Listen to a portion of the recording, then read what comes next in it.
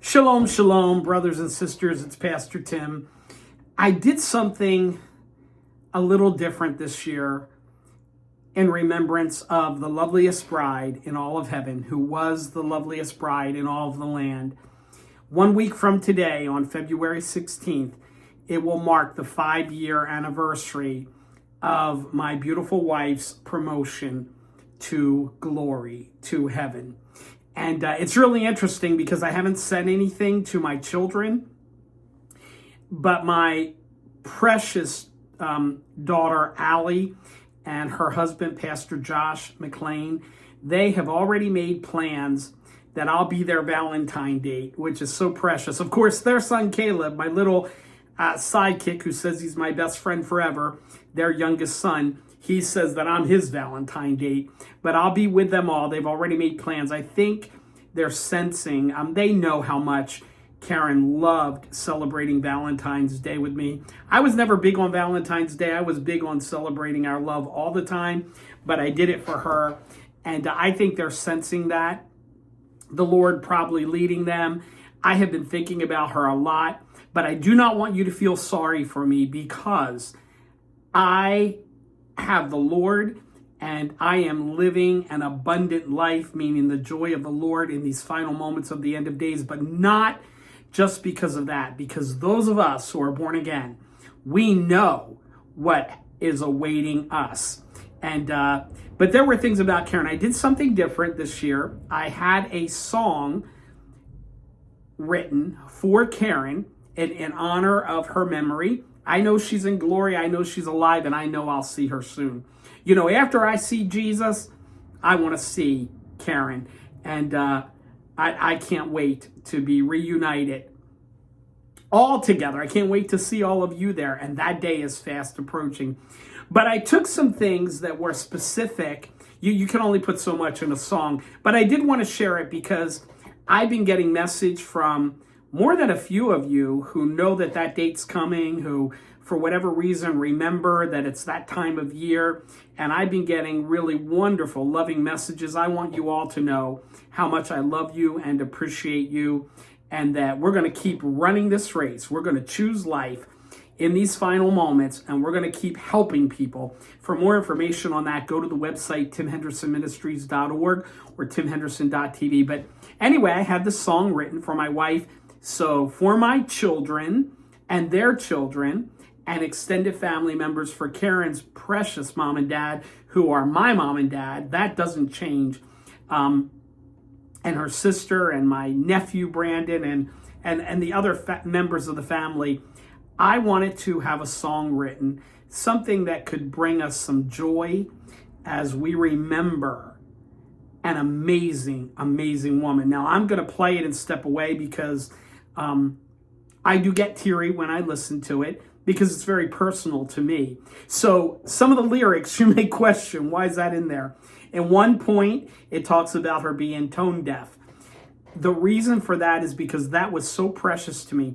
My wife was tone deaf. She would love to hear me sing, love to hear her children sing. In fact, Allie and Christopher and Lindsay are all have gifted voices, and Christopher's a gifted musician. And but Karen was tone deaf. But when we were in the house, I would hear her singing the hymns. She loved hymns and her praise songs. And when we would be in church, she wouldn't do it to be demonstrative, but when she would get praising, her eyes would be closed, her hands would be in the air, and I was next to her, and it was the most beautiful sound to me, tone deaf and all. So she would sometimes say, "Oh, I don't want people to hear me," and I would tell her, "Honey, you are making a joyful noise unto the Lord," and I'm going to tell you, I can't wait to hear her sing again. Although we get glorified bodies, it'll probably be the most glorious voice we've ever heard. But to me, her singing and worshiping the Lord the way she did was so glorious. In it, I talk about a trip we took to the island of Malta, where the Apostle Paul was shipwrecked. And I will tell you, it was a trip that movies are made of. That's all I'm going to say.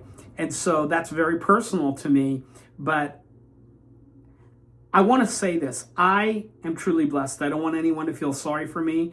I have known the kind of love that books and movies are written about. I have known the love of an amazing woman, and I'm going to tell you guys this. I shared this with my friend Jeff and Patty. I love you guys. I shared this with Jeff just recently, and that was that I knew I loved my wife. I love her still. You need to know that. And what I didn't expect, what no one has ever told me, what I never heard, is that love continues to grow. I know to some people they can't understand that, but all I can say is it was a dream come true marriage. It was a dream come true wedding. In the thumbnail, the last picture in our wedding album is us walking in the woods. Well, what an amazing day that was. When you wait for the one that God has for you, that he led you to, that's in the song too. God led me to her, and she chose me. It was the Lord. So I talk about those kind of things. I put that for the song, but when I talk about Malta, it was an amazing experience. I will never forget that intimacy, that oneness. That relationship is a representation of Christ's love for his bride. And I have been blessed to experience that. Again, a dream come true marriage. I am truly blessed. So don't feel sorry for me. I have 7 children and lots of grandchildren, and I have my memories, and I have the Lord. I am not alone. I have life, and I have life abundantly. But I wanted to do a song with some of those things in it. So when you hear those things, that way you can recognize. So I'm going to be quiet. I'm going to play this, and I want to share it with this channel family, because you guys, through this whole thing, through these 5 years, you have been amazing and loving and kind. And Brother Jordan, you sent me stuff that we shared at the Celebration of Life, and others did the same. So I'm honoring an amazing woman of God who is alive. She is not dead. She's just in the presence of our Lord. And from her perspective, and those who have gone on before us, Sister Debbie, who lost her husband, I hope this brings you, Debbie. I'm going to make sure you get a copy of this. I hope this brings you some joy. And Sister Jan, those who have lost loved ones, I hope that it brings you joy. So I'm going to be quiet. I'm going to step out because I know I'll get a little bit emotional, but I hope that you are blessed by this. I especially hope that my children and my grandchildren and Karen's family, her parents, and our dear friends Jeff and Patty, and many of you who knew her and loved her, that you are blessed by this song that I had written for the loveliest bride in all of heaven.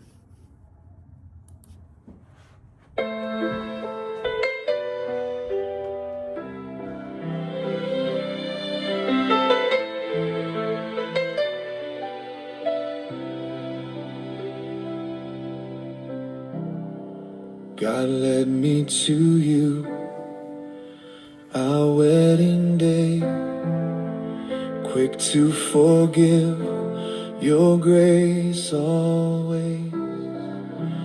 Tone deaf voice, praise from your soul, prayers for me, making me whole.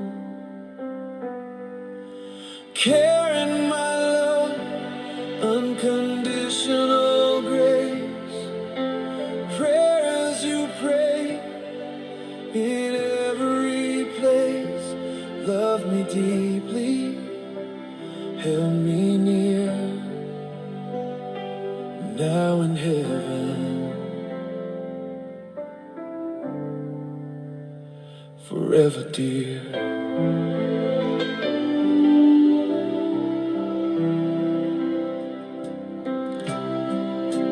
Ministry together, fought for life, saving babies and healing hidden strife.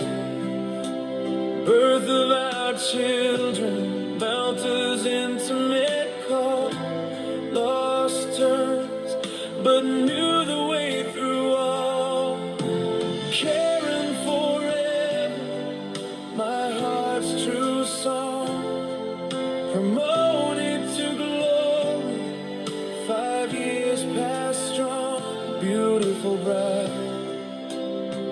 love never ends. With Jesus now,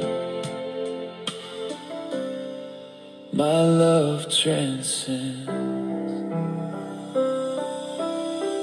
Cared for others, elderly too. Prayed for me, your heart so true. Quick and caring, beauty divine, forever mine. In heaven shine.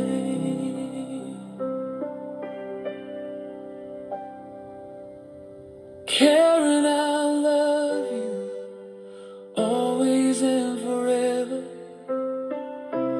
Though apart, promoted to glory's endeavor, most beautiful bride in all the land. Now heaven's most beautiful in God's hand.